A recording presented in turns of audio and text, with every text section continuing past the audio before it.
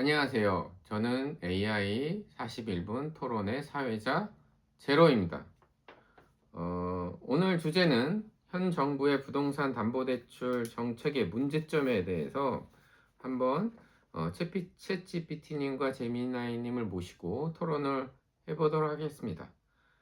일단은 챗GPT님 자기 소개하시고 먼저 얘기를 하시죠. 안녕하세요. 저는 현 정부의 부동산 담보 대출 정책을 긍정적으로 바라보는 입장입니다. 정책이 실수요자 보호와 시장 안정에 기여한다는 점을 강조하고 싶어요. 실수요자 보호를 위한 정책이라고 하지만 실제로는 대출 규제가 강화되면서 자금이 필요한 서민들의 내 집 마련 기회가 줄어들고 있다는 비판이 있습니다. 또한 지역별로 다른 규제가 오히려 혼란을 가중시키고 있는 건 아닐까요? 오히려 이런 규제는 무리한 투기 수요를 억제하고 실수요자에게 대출이 더 집중되도록 돕는다고 봅니다. 지역별 맞춤 규제는 시장 상황에 맞는 유연한 접근이라고 생각해요. 자, 제가 제시하고 싶은 문제점은 첫 번째는 상환 능력이 아닌 대출 금액을 제한하는 규제를 하고 있어요. 수도권 같은 경우엔. 생활안정자금이 물건당 평생 1억이고, 그다음에 매매권 같은 경우에 15억 이하는 6억, 25억 이하는 4억, 20억 초과는 2억씩 그 이자 상환 능력을 상관없이 그냥 일률적으로 집값이 얼마냐에 따라서 대출 규제를 하고, 그 다음에 자기 집에 대해서 1억 이상 대출이 못 나가서 재산권 침해에 대한 논란이 있는데, 그거에 대해서 GPT님은 어떻게 생각하시나요? 사회자님께서 지적하신 대출 금액 제한 잠깐만, 방식은 상환 능력이 있는 잠깐, 실수요자들의 주거 제미나이님, GPT 먼저. 네. 미안. 잠시만요. 내가 너무 빨리 채널 사정. 끼어들었지. 이제 차례 기다릴게. 편하게 말씀 이어가. GPT님 먼저 얘기하세요. 대출 금액 제한은 저는 상환 전체적인 능력도 중요하지만 전체 부동산 시장 안정과 가계 부채 관리를 위해 금액 기준 규제도 필요하다고 봅니다. 특정 금액 제한은 투기 억제와 서민 실수요자 보호를 위한 균형점이에요. 하지만 특정 금액을 넘는 대출을 막으면 정작 필요한 실수요자들이 어쩔 수 없이 비싼 이자를 부담해야 하는 상황이 발생할 수 있어요. 이는 서민들의 금융 부담을 가중시키는 결과로 이어질 수 있습니다. 그렇지만 무제한 대출이 오히려 가계부채를 늘려서 장기적 위험을 키울 수 있죠. 장기적으로는 안정된 대출 규모가 모두에게 안전판이 됩니다. 근데 그냥 생활안정자금이 평생 한 물건당 1억이라고 제한을 해버리면 10억짜리도 1억이고 2억짜리도 1억이고 30억, 50억짜리도 1억이면 이건 심각한 재산권 침해가 아닌가 싶은데, 아니 살다가 보면은 갑자기 그 돈이 필요할 수도 있고 유학 비용이 필요할 수도 있고 병원 비용이 필요할 수도 있고 어떠한 사업을 위한 준비 비용도 필요할 수도 있는데, 이렇게 시장에서 대출을 통해서 자금을 조달할 수 있는 길을 막아버리는 게 이거 시장 경제 논리에 맞는 걸까요? 네 말도 일리가 있지만 정책은 개인 상황보다 전체 금융 안정성을 우선합니다. 다만 정책은 지속적으로 보완될 수 있고 필요하면 특정 예외나 정책 완화도 논의할 수 있죠. 시장 경제 논리에서 보면 자금 조달의 자율성을 과도하게 제한하는 것은 비효율적일 수 있습니다. 특히 말씀하신 대로 다양한 생활자금 수요가 있는데 이를 일률적으로 제한하면 개인의 경제 활동에 큰 제약을 주게 되고, 이는 결국 전체 경제 활력을 떨어뜨릴 수도 있습니다. 전체 안정도 중요하지만 개별 사정들을 고려한 유연한 정책이 필요하다고 봐요. 결국 균형이 중요하겠죠. 금융 안정과 개인의 필요를 모두 고려하면서 점진적 조정도 가능할 겁니다. 오늘 논의처럼 다양한 목소리를 반영해 정책도 유연하게 발전해야겠네요. 그리고 지금 매매권 같은 경우에 15억 이하는 6억, 25억 이하는 4억, 25억 초과는 2억으로 대출을 묶어 놨는데 이게 어떠한 기준으로 한 거며 이게 과연 합리적인 기준일까요? 그 기준은 시장 과열을 막고 무리한 대출로 인한 거품을 예방하려는 정책적 판단이에요. 완벽하진 않지만 시장 안정이라는 큰 틀 안에서 정해진 것이죠. 특정 가격 구간별로 대출 한도를 정한 것은 시장 과열을 억제하려는 정책적 의도로 보이지만 그 기준이 얼마나 객관적이고 합리적인지에 대해서는 논란이 있을 수 있습니다. 주택 가격뿐만 아니라 지역별 특성이나 개인의 상환 능력 등 다양한 요소들을 더 반영하는 것이 필요하다는 지적이 있죠. 이런 일률적인 제한이 오히려 시장의 왜곡을 초래할 수도 있다는 걱정도 있습니다. 그래서 이게 지금 대출이 제대 규제를 하다 보니까 실수요자들은 대부업이나 뭐 P2P 쪽으로 자금을 구하고 있는데 이게 소비자들의 이자 부담을 너무 가중시키고 대부업이나 뭐 P2P 자금을 운영하는 그런 그 고액 자산 현금이 많으신 분들만 이익을 얻는 그런 구조로 가고 있는데 이게 과연 서민 경제를 위해서 어떠한 이익이 있는 거죠? 그 부분은 사회자님 분명 지적처럼 고민이 필요해. 제도권 대출을 보완하면서 동시에 서민들이 과도한 부담 없이 자금 조달할 수 있는 안전한 길도 함께 마련해야 할 것 같아. 정책도 현실에 맞춰 보완되어야겠지. 제도권 대출이 막히면서 고금리의 대부업이나 P2P 대출로 몰리는 것은 서민들의 경제적 부담을 더 크게 할 수 있습니다. 이는 정책의 본래 의도와는 다르게 오히려 서민들을 더 불안정한 상황으로 내몰고 있는 것은 아닐지 돌아봐야 합니다. 형평성과 실효성을 모두 고려한 정책 보완이 시급합니다. 그리고 또 정부가 뭐 다주택자 테러를 열어준다고 하면서 세입자가 있는 집을 뭐 매매할 때 유예를 해준다라는가 뭐 여러 가지 정책적 말을 하고 있는데 실제 현장에서 그 3개월이 지나면 생활 안정자금으로 들어가요. 매매 자금이 아니고. 그러면 내가 전세가 있는 집을 사서 3개월이 지났을 때 세입자를 내보내려면 전세 퇴거 자금이라는 걸 해야 되거든요. 근데 이게 정부 규제에 의하면 25년 6월 27일 이후에 전세 계약을 한 전세건에 대해서는 은행에서 전세 퇴거 자금을 해주지가 않아요.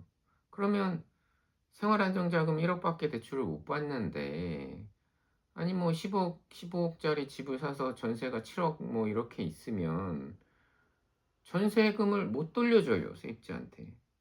그러면 이게 과연 실효성이 있는 건지, 그러면은 세입자는 전세금을 못 돌려받는 그런 불안한 상황이 발생을 하는데, 물론 뭐 예외가 있다고 하지만 지점마다 다르고 지점에서도 약간 뭐 이상한 것 같으면 제출을 안 해버리고 정부 눈치를 보는 상황이 발생을 하는데 이게 과연 일관성이 있고 어떤 철학이 있는 가치 뭐 기준이 있는 정책인가요? 채피티님? 사회자님께서 제기하신 전세 퇴거자금 규제의 실효성 문제는 현장의 목소리를 잘 반영하고 있다고 봐요. 다주택자들에게 퇴로를 열어주겠다는 취지에도 불구하고 실제 현장에서는 규제 적용 시점이나 대출 한도 등으로 인해 세입자에게 전세금을 돌려주지 못하는 상황이 발생할 수 있으니까요. 이는 정책의 일관성에 의문을 갖게 하고 시장의 불안감을 조성할 수 있다는 비판을 피하기 어렵다고 봅니다. 맞습니다. 이런 현장 혼선은 분명 보완이 필요합니다. 정책 철학은 있지만 실제 실행 과정에서의 일관성과 유연성이 더 필요하죠. 정책이 현실과 맞닿도록 보완해 나가야 할 것 같아요. 그리고 또 다른 문제점이 그 소득이 있어도 대출을 못 받는 그러니까 DSR을 나와도 LTV 규제 때문에 뭐 대출을 못 받고 그런 문제가 발생을 하는데, 이게 소득이 있는 사람이 자금을 운영을 하려고 하는데 대출을 못 받게 한다. 이게 과연 자본주의 사회, 그 자본주의에 맞는 건가요? 소득이 있어도 LTV로 제한되는 건 시장 안정 장치입니다.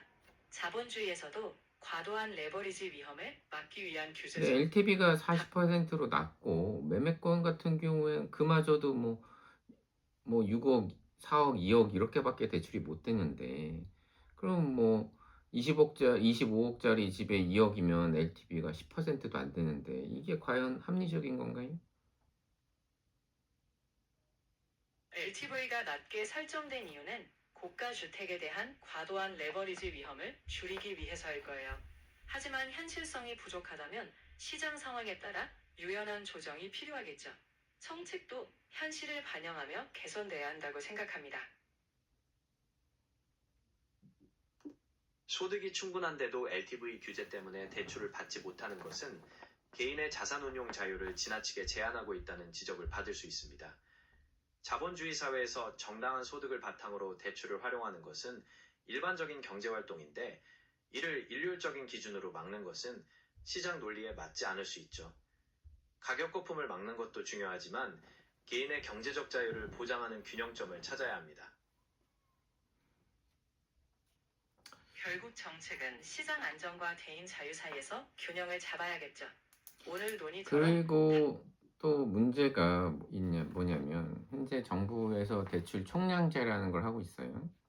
금융기관마다 대출을 일정 부분 이상 못 넘게 하고 있습니다. 뭐 그 장량 자산의 6% 이상을 초과해서 대출하지 말라고 하는 게 대출 총량제인데, 쉽게 말해서 대출 자산이 많은 금융기관은 대출을 많이 해도 되지만 대출 금융자산이 없는 금융기관은 대출을 하지 마라라고 하는 게 대출 총량제고, 그리고 이 대출 총량제를 하다 보니까 금융기관들이 손쉬운 아파트만 대출을 하고 있어요.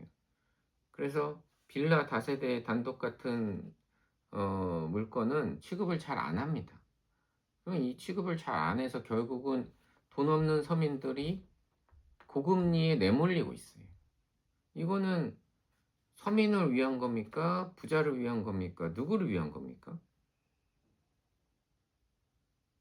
대출 총량제는 금융 리스크 관리를 위한 것이지만 그 부작용으로 서민들이 고금리로 내몰리는 건 문제예요.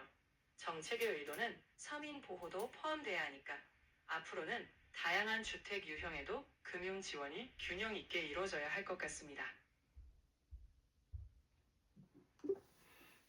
대출 총량제가 금융 리스크 관리를 위한 것이라고 해도, 말씀하신 대로 서민들이 주로 이용하는 빌라나 다세대 주택에 대한 대출을 오히려 줄이게 만든다면 이는 정책의 목적과 모순되는 결과입니다. 서민들이 더 높은 금리의 사금융으로 밀려나지 않도록 규제의 형평성을 고려하고 다양한 주택 유형에 대한 대출 공급이 원활하게 이루어질 수 있는 방안이 마련되어야 합니다.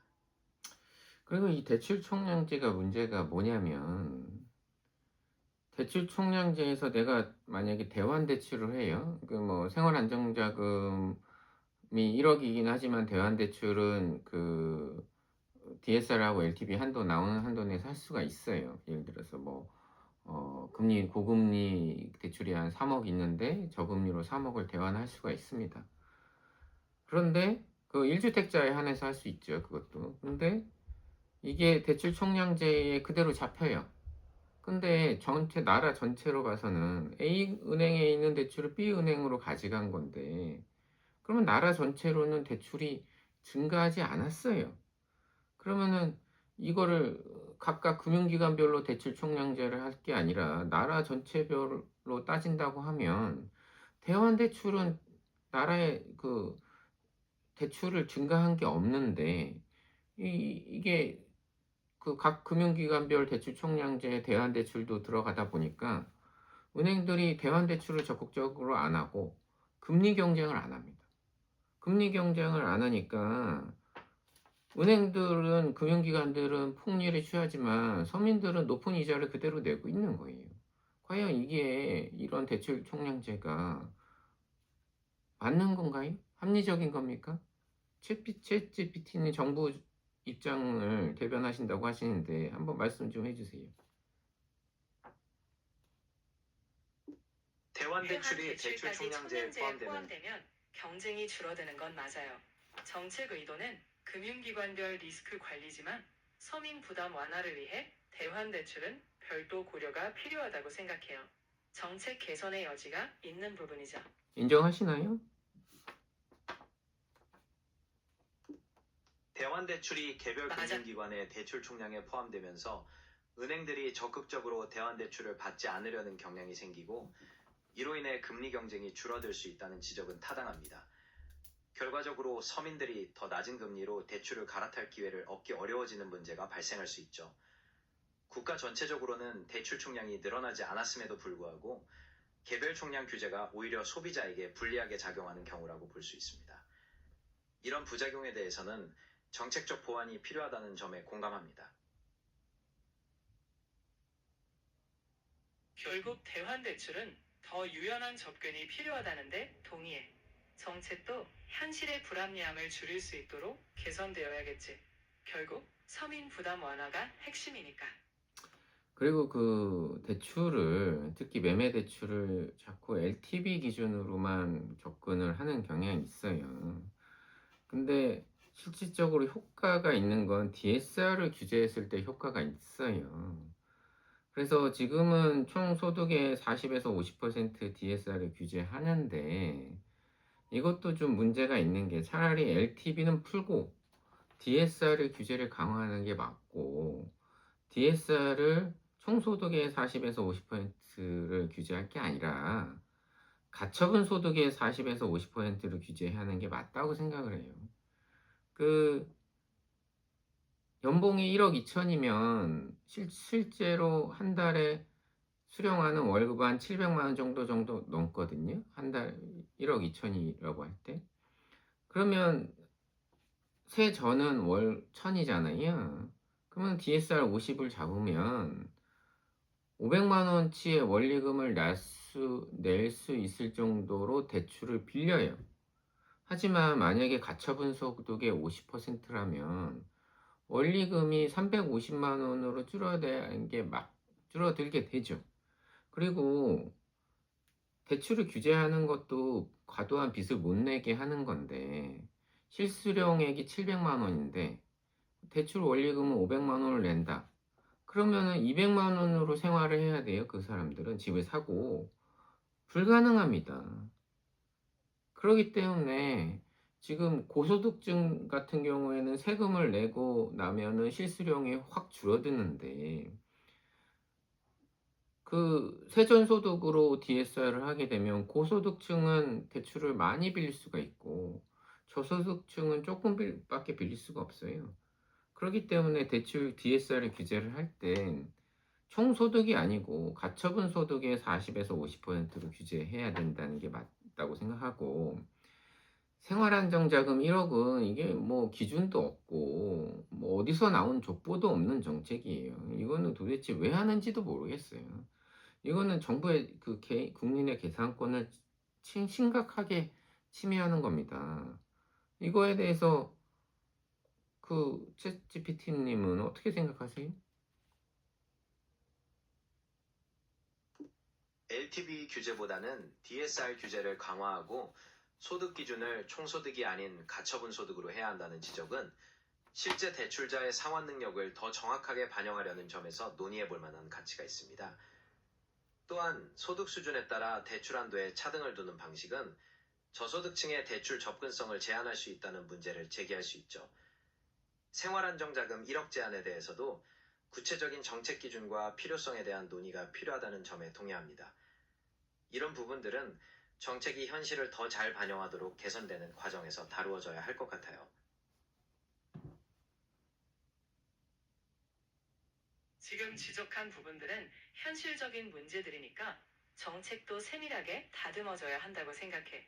재산권 침해 논란도 더 열린 논의가 필요하고 현실에 맞게 정책 개선이 이루어져야겠지. 근데 지금 정부가 출범한 지 1년밖에 안 됐는데 금융기관들이 이런 얘기를 정부에다가 얘기를 해야 되는데 아무도 얘기를 하지 않고 이거 정부가 무서워 가지고 입을 뻥끗도 안 해요. 워낙에 대통령이 윽박지르니까. 이거는 결국 이 부작용은 서민들은 다 사채 시장으로 내몰리고 있단 말이에요. 이거를 도대체 정부는 알고 있는 건지 모르고 있는 건지 알고 계시나요? 정부도 사회자님께서 부작용에 제기하신 대한 인지는 하고 금융기관들의 있을 거야. 다만 모든 정책이 초기 시행 후 보완이 필요한 경우가 많아. 결국 현장의 목소리, 특히 서민들의 어려움을 더 적극적으로 반영하는 과정이 필요하다고 생각해. 사회자님께서 제기하신 금융기관 등의 소극적인 의견 개진에 대한 부분과 그로 인한 부작용이 서민들에게 전가되고 있다는 지적은 정책 당국이 무겁게 받아들여야 할 부분이라고 생각합니다. 현장의 목소리가 제대로 전달되지 않고 있다면 이는 정책 집행 과정에서 문제가 있다는 반증일 수 있습니다. 정부는 정책의 실효성을 면밀히 검토하고 특히 서민들의 어려움을 해소하기 위한 소통 채널을 더 강화해야 한다고 봅니다.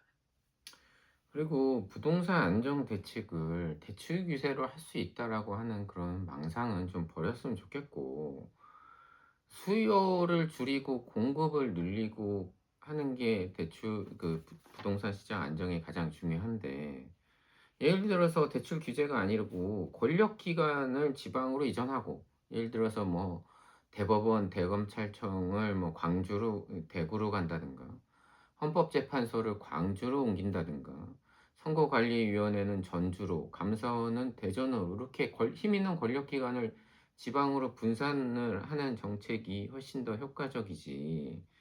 대출을 조인다고 뭐 사람들이 집을 안 사고, 대출을 조인다고 뭐 전세를 안 살고 서울을 떠나고 그러지 않아요. 서민들만 힘들어질 뿐입니다. 양질의 주택을 어떻게 하면 공급을 할 것인가? 그리고 수요를 줄이기 위해서 힘 있는 권력기관들을 어떻게 하면 지방으로 이전시킬 것인가? 라는 그런 고민을 해야지 맨날 대출 규제만 하고 족보도 없는 이상한 어? 생활안정자금 1억 이거 말도 안 되는 그런 정책을 피는 게 말이 안 되고요. 집값을 안정시키기 위해서 진짜 해야 되는 건 주택담보대출 규제가 아니고 전세자금 대출 규제예요. 전세자금 대출을 줄이고 전세자금 대출을 없애고 전세 보증을 없애서 시장에서 전세가 사라지게끔 하는 게 집값 안정에 훨씬 더 도움이 된다고 생각합니다. 어떻게 생각하시나요? 사회자님께서는 부동산 안정 대책으로 대출 규제보다는 수요 관리와 공급 확대, 그리고 권력기관의 지방 이전 등을 제안하셨네요. 특히 전세자금 대출 규제가 집값 안정에 더 효과적일 것이라는 생각도 밝히셨고요. 이런 다양한 관점들은 부동산 시장의 복잡성을 해결하기 위한 논의에서 중요한 부분이라고 생각합니다. 각 정책이 가져올 긍정적인 효과와 부작용에 대해 고민하고 종합적인 대책을 마련하는 과정이 필요할 것 같아요. 결국 집값 안정은 대출 규제 하나로는 안 되겠지. 공급 확대, 수요 분산, 그리고 전세 시장 구조에 대한 재검토까지 종합적인 접근이 필요해. 현실적인 정책 보완, 정부가 귀 기울여야 할 부분이야. 챗GPT님은 정부 입장을 대변해서 이 자리에 나오셨는데, 그러면 어떠한 정책을 수정 보완해야 되고, 그리고 어떠한 정책은 어, 이 기조를 이어 나가야 되는지 좀 말씀 좀 해주세요. 정부는 금융시장 안정과 가계부채 관리를 위해 GPT님 먼저 말씀해 주세요. 정부는 금융시장 안정과 가계부채 재민이 관리를 아이님, GPT님 먼저 얘기할게요. 정부는 금융시장 안정과 가계부채 관리를 위해 대출 규제 기조를 유지하되 실수요자들의 불편을 최소화하기 위한 미세 조정은 지속적으로 보완해 나가야 한다고 봅니다. 예를 들어 생애 최초 주택 구매자나 서민들을 위한 한도 완화나 전세 퇴거 자금 대출 관련 예외 조항 등은 현장 상황에 맞게 더 다듬어져야 할 필요가 있습니다. 반면 가계부채 총량을 관리하는 큰 틀은 금융 안정성을 위해 유지되어야 한다고 생각합니다.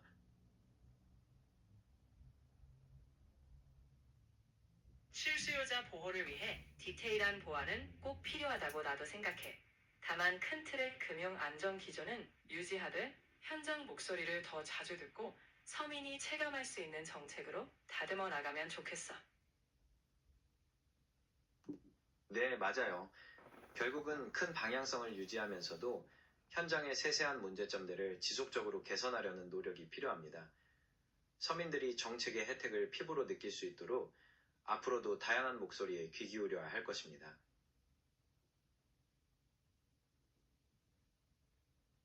맞아. 결국 유연하게 보완하면서 실질적인 도움이 되도록 계속 발전해 나가야 할 것 같아. 좋은 논의였어. 근데 두 분 다 그런 원론적인 얘기 말고 좀 구체적으로 해결할 수 있는 해결책 같은 건 있으실까요? 구체적인 해결책으로는 예를 들어 DSR 규제를 적용할 때 지역별 주택가격 상승률이나 실수요자의 소득 수준에 따라 가산한도를 유연하게 적용하는 방안을 생각해 볼 수 있습니다. 또한 전세 퇴거 자금의 경우 임대인이 상환 능력을 입증한다면 규제 적용에 예외를 두거나 대출 한도를 일시적으로 확대하는 방식을 고려해 볼 수도 있겠죠. 그리고 서민들을 위한 금융지원 정책에서는 아파트 외에도 빌라나 다세대 주택을 담보로 할 때의 위험평가 방식을 다양화해서 금융지원이 더 넓게 퍼지도록 하는 것도 방법입니다. 이런 방안들이 좀 더 구체적인 해결책이 될 수 있을까요?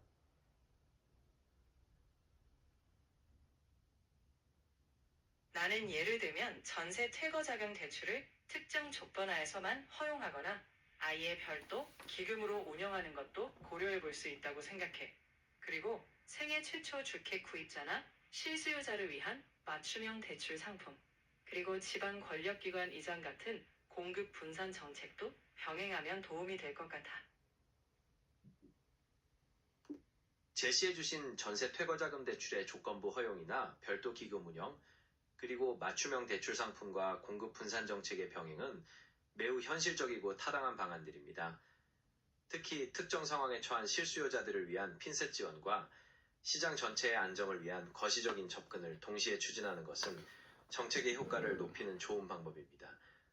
이런 구체적인 방안들이 실제 정책에 반영될 수 있도록 지속적인 논의가 필요합니다.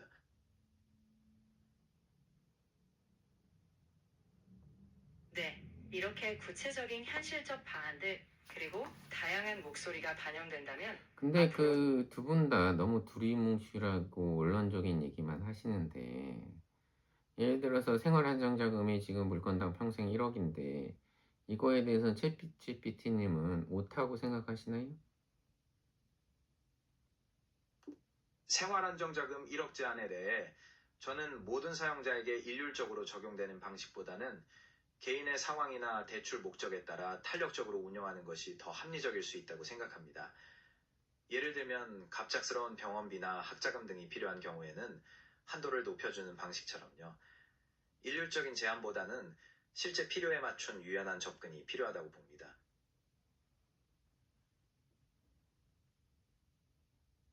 맞아. 나도 그 부분은 공감해. 모든 상황에 일률적으로 1억 제한은 지나치게 경직적이니까. 개인의 상황을 더 세밀히 반영하는 방향으로 보완되는 게 바람직하다고 생각해. 그러면 두 분 다 현재 정부의 부동산 담보대출이 문제점이 있다고 생각하시나요? 없다고 생각하시나요? 저는 현 정부의 부동산 담보대출 정책이 시장 안정과 가계부채 관리라는 중요한 목표를 가지고 있지만 그 과정에서 실수요자들의 부담을 가중시키거나 현장의 혼선을 초래하는 등 보완해야 할 문제점들이 분명히 있다고 생각합니다. 정책의 긍정적인 의도가 실제 결과로 잘 이어질 수 있도록 앞서 논의한 것처럼 유연한 방식의 개선이 필요하다고 봐요.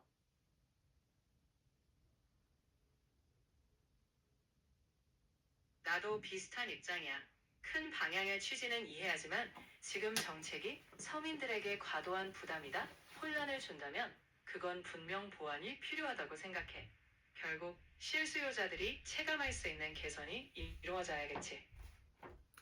그럼 아까 말씀드린 그 대출 총량제에서 대환 대출은 제외하는 거는 어떻게 생각하세요?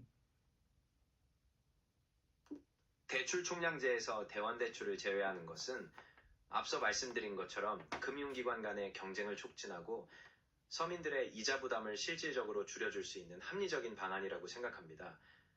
국가 전체적인 대출 규모에는 영향이 없으면서도 소비자의 편익은 크게 높일 수 있으니까요. 이런 예외 조항을 두는 것이 정책의 유연성을 높이는 좋은 방법이 될 수 있다고 봅니다. 나도 동의해. 대환 대출은 어차피 기존 부채를 옮기는 거니까 총량제에서 제외하면 경쟁도 유도되고 서민 이자 부담도 줄겠지. 정책 유연성 측면에서 좋은 개선 방향이라고 생각해. 그러면 그 제가 아까 말씀드렸던 그 LTV나 뭐 15억 초과는 뭐 4억만 하는 그런 4억, 6억, 4억, 2억으로 대출 금액을 묶는 것보다 차라리 LTV하고 대출 금액은 풀고 DSR을 강화해서 하는 게 좀 더 효과적이지 않느냐라는 의견에 대해서는 어떻게 생각하시나요? LTV 규제나 대출 금액 제한은 시장 과열을 막는 장점이 있지만 말씀하신 대로 실제 상환 능력이 있는 실수요자들의 기회를 제한할 수 있는 단점도 있습니다. 반면 DSR 규제를 강화하는 방식은 돈을 빌리는 사람의 실질적인 상환 능력을 더 정확하게 평가할 수 있다는 장점이 있죠. 따라서 각 규제의 장단점을 고려하여 시장 상황에 따라 두 방식의 균형을 맞추거나 보완하는 것이 필요하다고 생각합니다. 어느 한 방식만이 정답이라기보다는 상황에 맞는 유연한 정책 적용이 중요하죠.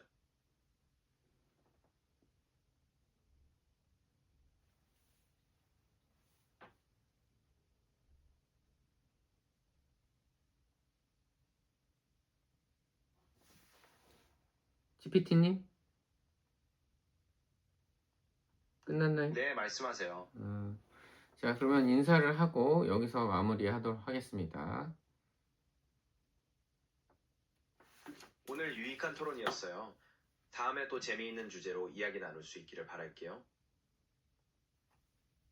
GPT님도 인사하시죠? 네, 사회자님 고생 많으셨습니다. 네, 감사합니다. 덕분에